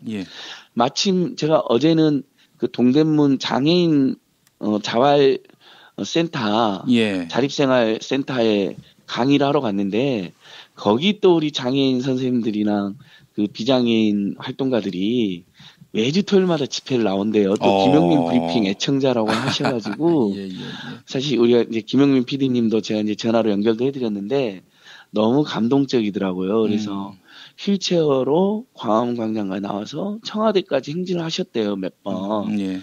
그러니까 비장애인에 비해서 훨씬 더 어려운 조건에서도 행진하고 이 땅의 민주주의가 회복돼야 되고 없는 사람들, 그다음에 사회적 약자들을 위한 정책이 펼쳐져야 된다는 걸 목놓아 호소했다는 이야기를 들을 때 제가 어저께는 사실 눈물이 났습니다. 그래서 정말 곳곳에서 우리 국민들이 싸우고 있고 구체적으로 싸우지 않는다 하더라도 정말 우리나라 달라지겠다는 생각은 정말 열망들이 하늘을 찌르고 있구나. 이런 생각에 더 책임감을 가지게 됐어요. 그래서 또 지난 토요일 집회 때 보면 아유 큰일 났네. 최순실 패러디 하신 분 있잖아요. 가수 심재경님 노래 했었거든요. 그분도 보니까 그분의 친형이 예전에 사회복지운동을 아주 열심히 하셨던 교수님인데 10년 전에 안타깝게 타계하셨더라고요. 그래서 그 이야기 이제 해주시더라고요. 그 가수 심재경 선생님이. 근데 아무튼 그게 음원으로 지금 공개돼서 다시 한번 또 비기트를 하고 있어요. 아유 큰일 났네. 뭐, 아유 그렇게 하면 어떻게 다 죽지 막 이거 있잖아요. 그 최순실 음성 그걸로 이제 노래 적절하게 믹스해 갖고 했는데, 그러니까 그분도 너무 고맙잖아요. 옛날에 83년도에 대학가요제 에밀레라는 그룹으로 대상을 받고 어떻게 보면 유명한 가수였는데 이렇게 최근엔 대중들 앞에서 이렇게 노래를 안 하고 계시다가 이건 도저히 안 되겠다 싶어서 노래를 2곡을 만들어 갖고 나오셨더라고요. 그래서 지난 토요일 날 공연 때도 가장 이렇게 또 그 눈길을 끌었던 분들인데 또 그분도 앞으로 계속 80년대 대학가요제 했던 분들 중에 연락이 되는 분들이 있으면 같이 나오시겠다고 공연도 한번 해보겠다고 그래서 제가 지금 굉장히 좋아를 하고 있습니다. 예, 참 그런 분들을 보면은 함께 늙어가는 보람이 있습니다. 그러게요. 예. 예, 알겠습니다. 자, 안진걸 처장님 더욱 분투해 주시고요. 이번 한 주 푹 쉬시고 다음 주 또 광장에서 뵙겠습니다. 고맙습니다. 예, 이번 설 연휴가 오히려 휴식이 되셔서 약이 될 거라고 생각합니다. 다들 좋은 휴식과 좋은 말씀들 많이 나누시고 2월 4일 날 엄청나게 한번 다시 모여보셨으면 고맙겠습니다. 예. 감사합니다. 감사합니다. 운전자를 위한 꿀팁 7,000원 운전자 보험 카페. 알고 계세요? 교통사고가 나면 형사합의금, 벌금, 변호사 비용 이거 자동차 보험에서는 보장 못해요. 운전자 상해까지도 책임져드리는 7,000원 운전자 보험 카페. 버스, 택시, 트럭 등 영업용 차량 운전자를 위한 12,500원 운전자 보험 카페도 있습니다. 실손, 부모님 건강, 자녀 보험도 안내해드립니다. 02849-9730 연중 무휴라 언제든 02849-9730. 지금처럼 사는 게 싫습니까? 전복을 원하십니까? 그렇다면 와우 전복을 드십시오. 와우! 전복을 먹으면 입맛 잃고 무기력했던 삶이 전복되고 시름시름하던 몸 상태가 전복됩니다. 답답하십니까? 전복하세요. 100% 완도에서 잡은 전복 중에 전복. 와우 전복. 한 번 맛보면 또 찾게 되는 와우 전복. 네이버에서 와우 전복, 전화번호는 010-2443-0818. 김용민 브리핑 애청자 여러분 안녕하세요. 정통 포르투갈 에그타르트 전문점 타르트팜 킨텍스점입니다. 요즘같이 입맛 떨어지는 비상식의 시절, 그럼에도 불구하고 우린 살아가야 하지 않겠습니까? 자, 드셔본 분들은 감탄사를 연발하는 기가 막히게 맛있는 에그타르트로 기분 전환해보세요. 일산 전 지역 배달 가능, 100개 이상 단체 주문은 수도권까지 배송 가능합니다. 검색창에 타르트팜 킨텍스점 031-923-2995. 6살 하늘이 밥을 잘 안 먹어요. 그런데 이때 택배입니다. 연지연 곰탕이 배달됐어요. 직접 도끼로 팬 장작불 위에 한우 사골과 도가니를 가마솥에 한가득 넣고 24시간 끓인 진구. 연지연 곰탕이 하늘이 입에 들어가는 순간, 아, 맛있다. 엄마 한 그릇 더 주세요. 조미료 같은 첨가물이 전혀 들어가지 않아 엄마의 기쁨은 더하답니다. 7팩 이상 무료 배송합니다. 주문 전화는 010-7252-1114 010-7252-1114. 김용민 브리핑과 함께하는 브리핑 대리운전 1522-9687 1522-9687. 수익금 일부는 김용민 브리핑 드라마 악인열전 제작비로 쓰입니다. 박근혜가 구속되면 1회 공짜 이용이 가능한 대리운전 브리핑 대리운전. 브리핑 대리운전 번호 잊지 않으셨죠? 1522-9687 1522-9687. 저는 오늘로 대통령직을 사퇴합니다.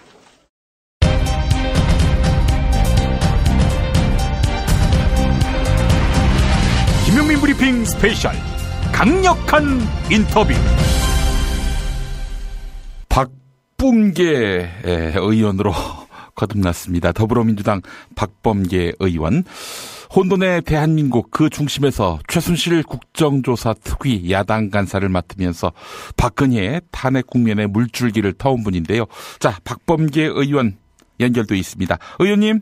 네, 반갑습니다. 오랜만입니다. 예, 네. 의원님 감사합니다. 건강하시죠? 네, 잘 있습니다. 예, 텔레비전 방송을 통해서 청문회에서 맹활약을 하셨는데 국조특위가 지금은 어떻게 종료가 된 거죠? 네, 종료됐습니다. 아, 아직 뭐 파헤칠 것들이 더 많이 남아 있었는데. 그렇죠, 네. 예, 뭐 워낙에 비협조적으로 나오니까 아유, 그래도 그 주어진 여건 속에서 고생 많이 하셨고요. 네, 예. 감사합니다. 네. 의원님, 지금 보니까 말이죠. 오늘 최순실 씨가 특검에 강제 소환이 됐는데 네. 너무 억울하다. 특검이 자백을 강요하고 있다. 더 이상 민주주의 특검이 아니다. 이런 말을 하더군요. 네. 어떻게 보셨어요? 최순실 씨 입에서 민주주의가 나왔다는 말이 참으로 적반하장이고 개탄스럽다 이런 말씀을 드리고요. 예. 거의 대기에는 오늘 실검에 굉장히 자주 등장하는 게 특검 사무실에 청소하는 아주머니가 연병 이런 표현도 쓰셨는데 예. 제가 보기에는 그냥 최후의 발악을 한다 하는 느낌이었고 예. 더군다나 오늘 얘기한 것 중에 박근혜 대통령을 얘기했고요. 예. 또 하나는 손자, 딸과 손자 얘기를 한 거 아니겠습니까? 예. 그러니까 국민은 안정에도 없고 가족들만 또 가족과 다름없는 박근혜 대통령만 걱정하는 모습에 정말 깜짝 놀랐습니다. 예. 아이고, 최순실 씨야 이렇다 치더라도, 이런 추정도 해봅니다. 이게 언론 다 보는 앞에서 최순실이 이렇게 떠드는 것은 박근혜 대통령에 대한 뭔가 신호를 보낸 게 아닌가. 네네. 이런 생각도 드는데 어떻게 보세요? 네, 아직도 그러니까 국정 컨트롤을 이제 구치소에서 하고 있다 이런 말씀이시죠? 예. 공교롭게도 지금 헌법재판소의 탄핵 심판 재판이 이제 진행되고 있는데 대통령 측 대리인들이 전원 사퇴 가능성을 지금 엄포를 놨거든요. 일종의 뭐랄까요? 특검과 더 나가서 탄핵 심판의 정당성조차도 부인하려고 하는 거 아닌가. 예. 특검 조사도 이렇게 되면 만만한 문제가 아니다 이런 생각이 듭니다. 아, 예. 이야기 나온 김에 여쭤보겠습니다. 지금 대통령 대리인단 이 사람들이 지금 총사퇴도 사실상 경고한 상태 아니겠습니까? 그렇습니다. 예. 이 사퇴하면 무슨 일이 벌어집니까? 사퇴의 변이 문제인데요. 예. 사퇴하는 거야 자기들 마음이니까 하라고 내버려둬도 관계없는데. 예. 사퇴를 하면서 아마 헌법재판 지금 탄핵 심판의 정당성을 근본적으로 아마 얘기를 할 겁니다. 예. 그렇게 하면서 박근혜 대통령이 당초에는 특검의 대면 조사를 하겠다고 약속을 했거든요. 예. 1월 1일 청와대 기자간담회에서. 예. 어쩌면은 특검의 대면 조사조차도 부정할 가능성도 열어놓은 거 아니냐 하는 생각이 들어서 이렇게 되면 극단적인 자기 지지자들 대통령 지지율이 지금은 직무집행 정지 중이니까 여론조사에 안 나오고 있습니다만 10% 미만의 극단적인 어버이연합이라든지 또 박사모 같은 지지자들에 대한 일종의 선동의 성격도 있지 않은가. 그렇군요. 그러니까 탄핵 심판 스케줄에는 영향을 안 미칩니까? 지금 이제 오늘 박한철 소장께서 제가 예전에 참 박한철 헌재 소장님은 청문회도 하고 많이 참 비판도 많이 했는데요. 예. 이번 탄핵 심판 보면서 깔끔하게 비교적 공정하게 잘 진행을 해주셨는데 3월 13일까지 결정이 나야 된다. 이 얘기는 굉장히 중요한 얘기이기 때문에 흔들림 없이 헌재 재판관들 사이에서는 어느 정도 합의가 된 얘기가 아닌가. 그러지 않으면 이렇게 말씀하기가 어려운 거거든요. 예. 그래서 흔들리지 않는다 이렇게 보여집니다. 우리 의원님이 파악하실 수 있는 건지는 모르겠습니다만은 지금 언론계에서 떠도는 소문이 뭐냐면은 이미 판결문을 쓰고 있다. 이런 소문이 돌고 있습니다. 아시는 바가 있으신가요? 전혀 알지는 않고요. 예. A 케이스, B 케이스, 그러니까 이런 경우 저런 경우. 를 가정해서 연구관들이 기록을 이렇게 보면서 이런 대비는 할 것으로 생각이 됩니다. 추정입니다. 예. 그분들 속을 알 수 없죠. 교감이란 게 전혀 없으니까. 예. 자, 그렇다면 대면 조사 이야기로 돌아가서 특검에 대면 조사를 만약에 거부하게 된다면은 이런 건 노리는 거 아닙니까? 그러니까 우리를 조사하지도 않고 내린 결론은 부당하다. 이 공정성이 결여됐다. 이런 얘기를 하려는 거 아니겠어요? 논리적 순서는 그렇죠. 지금 심판 진행 과정이 불공정하고 그렇기 때문에 대리인 전원 사퇴 따라서 그걸 이유로 대면 조사 거부 나중에 탄핵 결정이 나면 공정하지 않은 절차로 결정을 흔드는 이럴 가능성이 있는 거죠. 예. 자, 오늘 그 박한철 헌법재판소장이 3월 13일까지 탄핵 심판이 선고돼야 한다라고 밝힌 부분과 관련해서 박 의원님께서 트위터에다가 높이 평가한다라고 이야기하시면서 이건 뭐 사실상 탄핵 인용으로 심지를 굳힌 거 아닌가 이렇게 조심스럽게 내다보셨습니다. 그렇습니다. 예. 왜 그런가 하니 지금 국회 소추위원단 쪽의 증인 신청도 사실 탄핵 심판이 진행되면서 많이 철회했거든요. 예. 마찬가지로 거꾸로 그 대통령 측에게 뭐 39명이나 신청했지만 실제 뭐 채택한 증인 수는 6명에 불과하고요. 예. 추가로 몇 명 오늘 더 되는 것 같은데요. 예. 그렇다면은 기각을 하려면 탄핵 의결을 하고 소추를 했는데 그 기각을 하려면 사실 모든 주장하고 원하는 증인들을 다 들어본 뒤에 그럼에도 불구하고 이거는 탄핵 기각이다. 이렇게 가는 게 논리적 순서인데 증인 신청을 이쪽 저쪽 뭐 중요한 거는 국회 쪽의 증인 신청을 뭐 굳이 다 할 필요가 없는 분위기. 그런 분위기는 어느 정도 헌법재판관 지금 9분 사이에 심증이 마음의 그 어떤 증명이 어느 정도 형성이 된 거 아닌가 하는 그런 추측을 해봅니다. 제가 뭐 법관 출신이니까요. 그렇죠. 판사님이셨고 우리 박범계 의원님 보시기에 말이죠. 특검의 스케줄상 2월 말로 이제 활동 시한 아닙니까? 네, 그렇습니다. 사실은 더 연장할 수 있습니다만은 이거는 또 황교안 총리가 결재를 해야 되는 사안인데 뭐 결재 안 할 거라는 걸 가정하고 계획을 세워놓는 것이 훨씬 더 이제 현명한 거 아니겠습니까? 네, 그렇습니다. 예. 그렇다면은 헌재로서는 뭐 헌재가 특검하고 조율할 이유는 없습니다만은 그래도 2월 말 이전에 한 뭐 열흘 정도 좀 기간을 남겨놓고 탄핵 심판 인용으로 결론 낸다면은 특검이 활동하기 굉장히 좋을 것 같은데 말이죠. 그게 우리의 바람일 뿐입니까? 이제 첫째 수사기간이 반드시 연장돼야 되는데요. 예. 박근혜 대통령에 대한 대면 조사 후. 특검 수사기간, 제가, 뭐 이제 3월 초면, 특검 수사기간 현재 70일로 되어 있는 그 이유니까. 그 이유니까 아마 대통령직을 신분을 유지한 상태니까 불소추 특권이 적용되죠.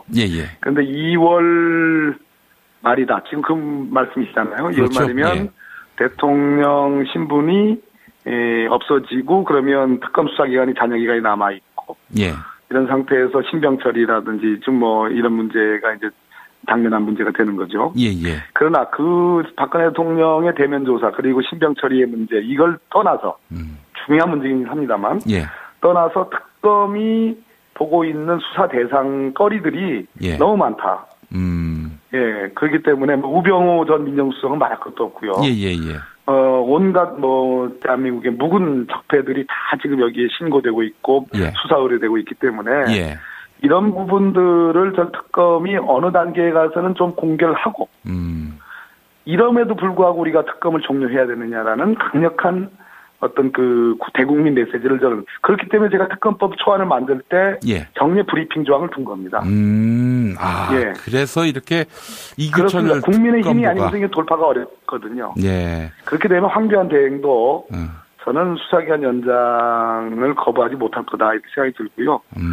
예비적으로라도 국회 차원에서 강력하게 수사기간 연장에 관한 그런 개정안을 만들어야 되겠습니다. 뭐 좀 상상을 요란하게 한번 해보면은 황교안 총리가 만약에 새누리당 대선 후보로 나선다면서 이렇게 총리직을 내놔야 되는 거 아니겠습니까? 그렇다면은 이후의 상황은 또 어떻게 예견할 수 있을 것인지. 참, 그 대행에 또 대행을 만든다. 그거야말로 진짜 국정 공백을 넘어서 국정 혼란이죠. 저는 황교안 대행이 정말 판단을 잘해야 된다 이런 생각을 가져봅니다. 만약에 그런 일이 발생하면 유일호 경제부총리가 다음을 맡게 됐죠? 네. 참 아주 상상하고 싶지 않은 얘기입니다. 네. 대한민국이 어디까지 바닥으로 치달을지 참 답답하고요. 아이고, 의원님 이제 뭐 어쨌든 대선은 이제 상당히 앞당겨 치게 된 거라고 봐야 할 것 같고요. 또 정치권의 스케줄도 또 그렇게 돌아가고 있는 거 아니겠습니까? 그렇습니다. 네. 예. 더불어민주당이 오늘 보니까 대선 경선 룰을 정했는데 그렇습니다. 뭐 지금 일각에서는 뭐 문제 제기를 하는 쪽도 있고 말이죠. 네네네. 어떻게 보세요? 설득해야죠. 박원순 시장님이나 김부겸 의원님이나 저는 설득을 해야 된다고 생각하는데요. 예. 뭐 일리 있는 주장을 하실 면도 있습니다. 공동 경선이라든지. 근데 다 동의를 한다면 예. 문제가 해결되지만 예. 그 다른 당에서는 동의하지 않거든요. 공동 경선이라는 건. 그건 좀 어려운 것 같고 예. 공동정부 주장도 뭐 지금 저 1등으로 가고 계시는 뭐 문재인 전 대표님 같은 경우에도 예. 연정이나 연대에 대해서 열어놓고 있는 입장이기 때문에 충분히 머리를 맞대고 좀 같이 고민하고 어쨌든 이번에는 정권 교체를 반드시 해야 되기 때문에 그런 구심력 안에서 비판도 하고 좀 이렇게 했으면 좋겠다. 설득해야죠. 마지막으로 하나만 더 여쭙겠습니다. 의원님 대전이 지역구시잖아요. 그렇습니다. 네. 예. 그 충청권인데 그 반기문 바람은 뭐 없습니다. 없어요. 단호합니다. 충청도민들, 충청도분들이 경호가 박습니다. 경호가 박다. 아닌 건 아닙니다. 왜 그런 거 아니? 지금 반기문 전 총장에 불거진 동생들, 반기상, 반기호, 조카 반주현, 본인의 23만 불 의혹은 차치하더라도 친인척, 대통령이 되면 친인척 관리가 제일 중요한 국민적 관심사인데 벌써 이렇게 이런 문제들이 불거졌으니까 그건 경우를 좀 넘는 거거든요. 충청도 분들 경우에 박습니다. 알겠습니다. 더불어민주당 박범계 의원님과 함께했습니다. 의원님 또 뵙겠습니다. 네, 감사합니다. 화이팅 김용민. 고맙습니다. 서로 돕고 이끌어주는 문자당. 문자당이 문자당 샵을 열었어요. 중소상공인과 농업 생산자들을 위한 큰 장터. 아니 몇 개라고 그랬어? 2개, 3개. 남았으니까 그냥 서비스 하나. 하나는 공짜. 농민회와 여성연대 같은 사회단체들이 추천하고 문자당이 엄정하게 검증한 상품과 서비스를 온라인으로 판매해서 수익금의 일부는 각 단체에 기부하는 장. 협동, 자조, 상생회, 진보 열린 장터, 문자샵. 포털이나 SNS에서 문자당을 검색하세요. 오늘을 읽는 책. 문학평론가인 국민대학교 국문학과 정선태 교수와 함께합니다. 정선태 교수님과 만나겠습니다. 교수님. 네, 안녕하세요. 자, 교수님 오늘 어떤 책 소개해 주시겠습니까? 오늘은 박홍규 영남대 교수가 쓴 오늘의 도미회라는 책을 소개하면서 어제 오늘 말이 많은 그 풍자화 문제 좀 얘기할까 합니다. 아이고, 정말 적시탑니다, 교수님. 그래요? 예. 박홍규 교수님 하면은 그 왜 수염 많이 나신 교수님. 네, 그렇습니다. 예. 개인주의적 아나키스트를 자처하시면서 정말 전방위적 글쓰기를 하시는 분이죠. 예. 몸소 농사도 짓고 하시면서 삶을 실천하는 그런 분으로 알고 있습니다.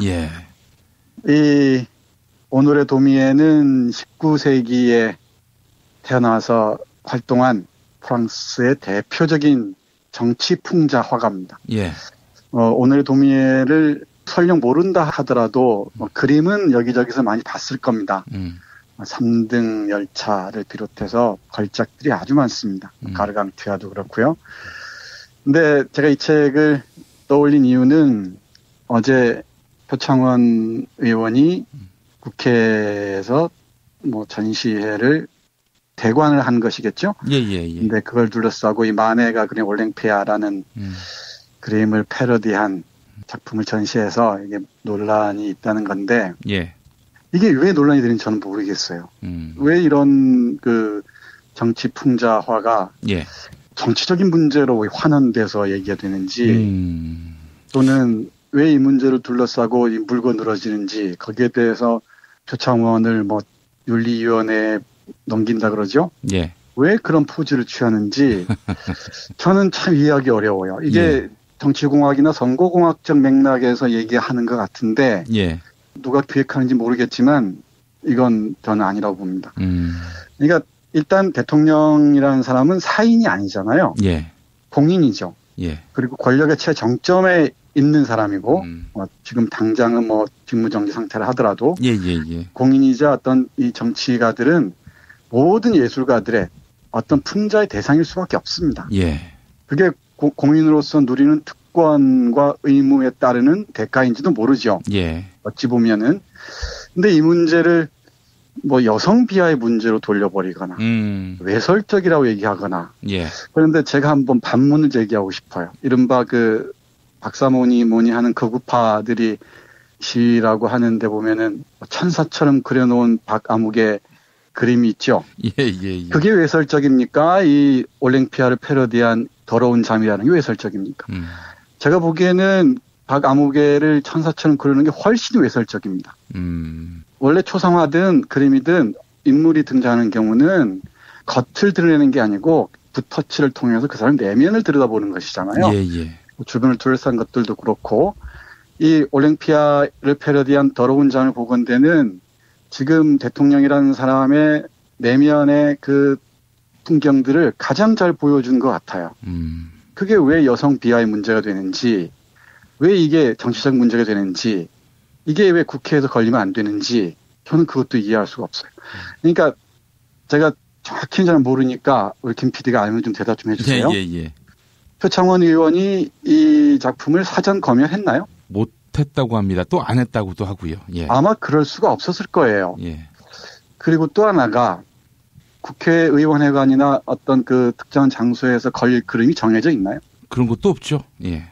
그럴 이유가 없죠. 예. 뭐 국회가 성역인 것도 아니고 여기 품격 있는 그림만 걸린다고 그러는데 품격을 누가 정합니까? 저는 그것도 이해하기가 어려워요. 그러니까 품격 있는 그림이나 품격 있는 뭐 예술만 국회라는 그 아주 격조 있는 곳에 걸려야 한다? 저는 국회에서 벌어지는 그 외설적이고 폭력적인 것 어떻게 설명할 수 있을 것 같습니다. 저희 목소리 높나요? 아닙니다. 그게 아니라 이 예술에 대한 기본적인 인식, 이해 자체가 한국 사회에서 이렇게 아주 후진적이구나 싶어요. 이 책을 보면은 오늘의 도미에가 본격적으로 활동하기 전 프랑스 혁명을 전후한 시기에 그려진 이 풍자화나 그림들을 보면은 우리의 상상을 초월합니다.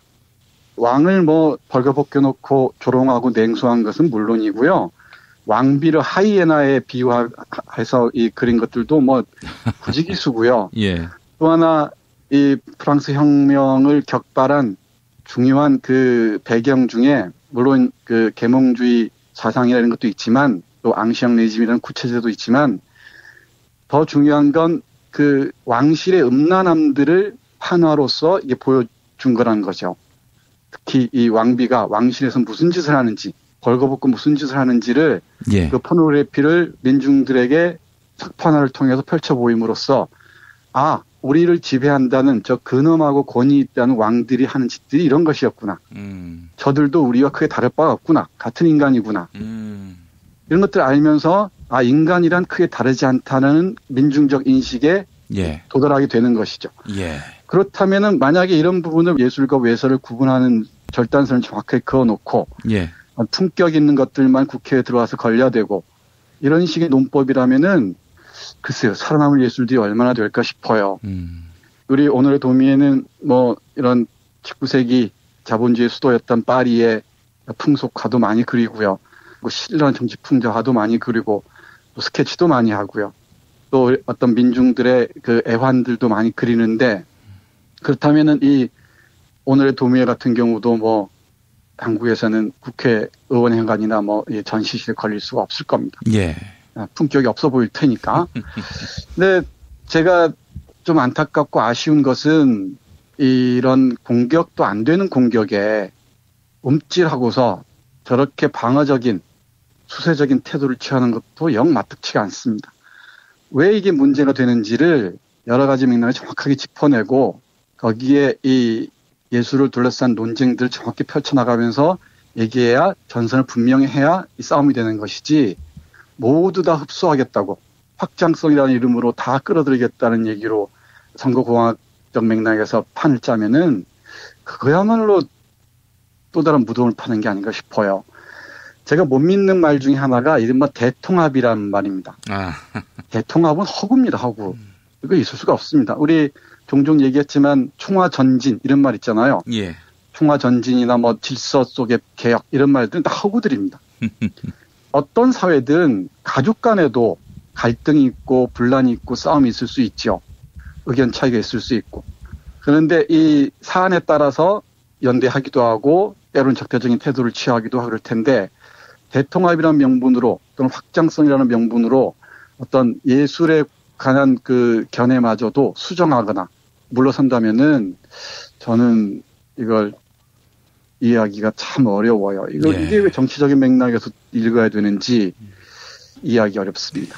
뭐 제가 여러 차례 이야기했습니다마는 대상이 박근혜이기 때문에 그런 거 아니겠습니까?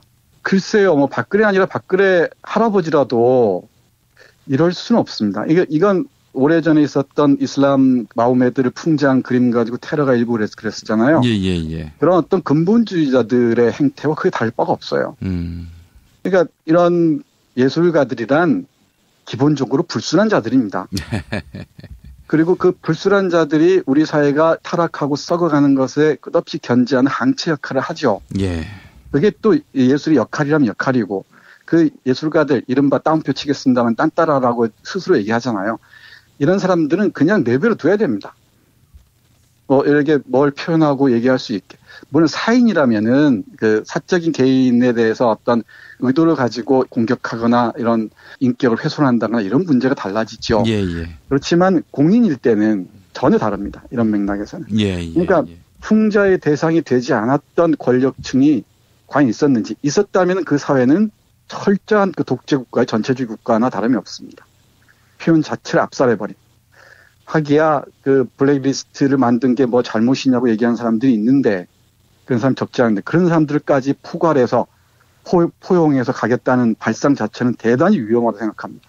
그런 사람들하고 논쟁을 벌이고 그 사람 그런 이들과의 그 이 견해 차이를 선명하게 하는 게 훨씬 제가 보기에는 정거공학적으로 바람직하다고 생각하는 쪽인데 좀 별 떨어진 얘기인지도 모르겠습니다만은 제가 계속 블랙리스트부터 말씀드린다면 예술가들에 대해서 이런 잣대를 들이대면은 우리는 할 말이 너무너무 없어집니다. 옹졸해집니다. 옹색해지고. 예술에서의 품격을 얘기하고 격조를 얘기하는 게 사람마다 다 다르겠죠. 예. 다 다를 테지만 어떤 사람은 이 나체상들이나 누드화들 보거나 또 조각상들 보고서 뭐 여러 가지 그 감흥을 하겠죠. 어떤 태도든. 저건 참 어머나 하면서 얼굴 가릴 수도 있고 정말 인간에 대한 이미지가 저렇게 잘 투사되어 있구나라고 읽을 수도 있고 정말 철학의 변화를 그 조각상이나 누드화 한 편에서 읽어낼 수도 있죠. 예. 그런데 그런 그림 읽기 능력이나 예술에 대한 그 깊이 있는 이해가 뒷받침되지 않은 상황에서 정치적인 프레임으로 딱 가둬버리는 순간에 예술의 숨통을 재는 것은 다를 바가 없습니다. 만약에 표창원 의원을 뭐 윤리위원회에서 뭐 한다거나 이런 식으로 접근한다면 그건 또 다른 블랙리스트의 다른 이름이에요. 저는 그렇게 생각을 해요. 이 더러운 잠을 그린 예술가에게 대한 것도 마찬가지고. 이게 국회에 걸리면 문제가 되고 이걸 다시 대학로에 건다 그러는데 대학로에 걸면은 문제가 안 됩니까? 이게 무슨 논법인지 모르겠어요. 예. 아이고 뭐 결국에는 보수 진영 쪽에서는 대통령에 대한 대단히 그 무례한 무엄한 행동을 했다라고 보고 있는 것이고 또 여성운동하는 쪽에서는 여성을 성적 대상화했다라고 또 이야기하고 있는데 저는 사실은 이건 더 거슬러 올라가서 박정희 시대 때부터 박근혜에 대한 언급은 한마디로 성역이었고 금기였는데 이런 성역과 금기를 깨는 것이 다른 무엇보다도 우선은 한다는 거죠. 당연히 여성의 그 모성이라든지 모든 여성으로서의 그 사람이 그 챙겨야 할 모든 권리들 존중하지만은 이게 박근혜는 여성이기 전에 권력이고요. 또 그 권력을 대단히 부당하게 써왔던 그런 측면들이 있고 또 무엇보다도 구시대적 잣대와 구시대적 양식으로 국민들에게 사고와 행동을 강요하지 않았습니까? 여기에 저항하기 위한 예술의 수단은 그는 병기에 제한을 둬서는 안 된다고 생각을 합니다. 뭐 그렇지만 더러운 방이 그렇다고 여성을 성적 대상화했느냐?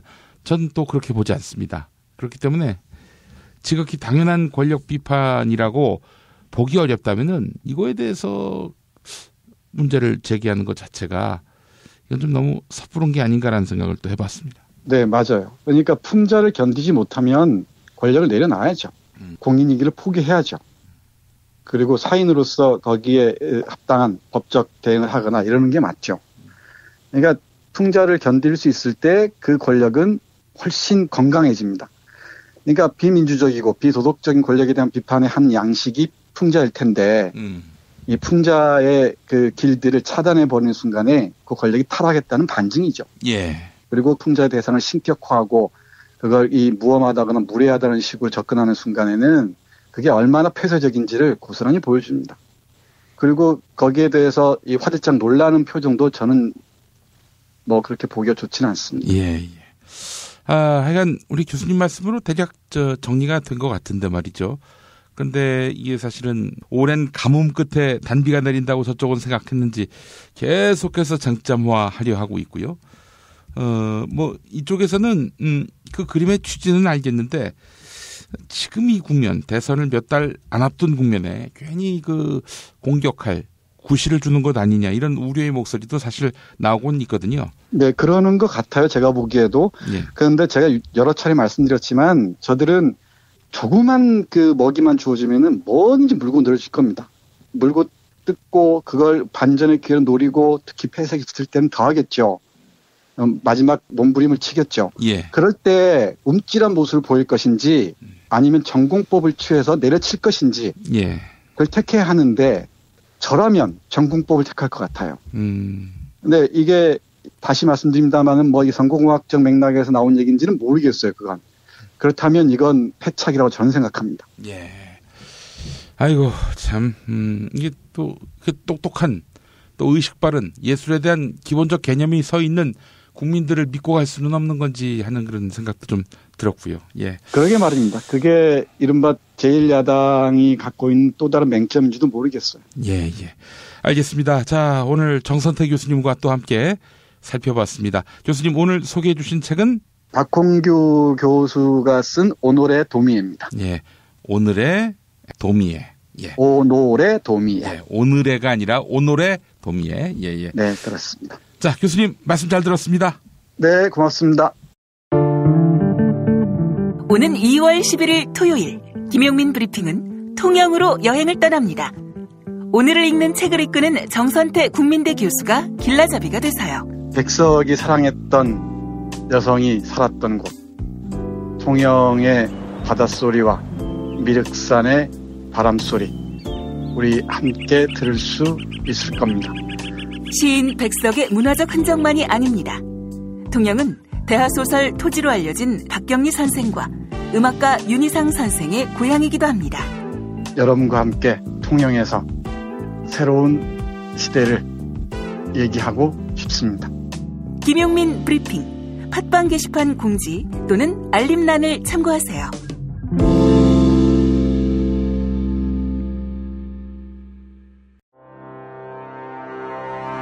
뉴스가 쉽다. 뉴스가 즐겁다. 뉴스가 알차다. 왜냐고요? 김용민 브리핑이니까요. 일부에서 주장하는 방송 장악은 그것을 할 의도도 전혀 없고 법적으로도 불가능합니다. 우리 공동체가 꼭 알아야 할 뉴스. 여러분의 뉴스 보좌관 김용민이 챙겨드립니다.